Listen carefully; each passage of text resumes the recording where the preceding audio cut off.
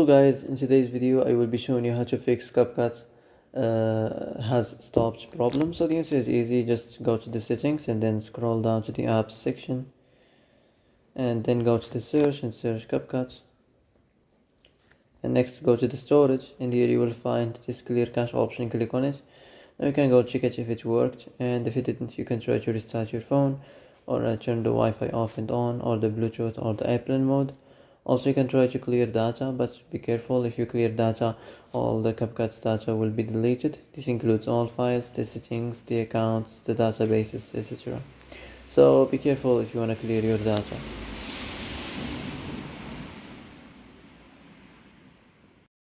So that's it for today's video. I hope this is the answer you've been looking for. If you like this video, don't forget to like and subscribe. And that's it. See you in the next video.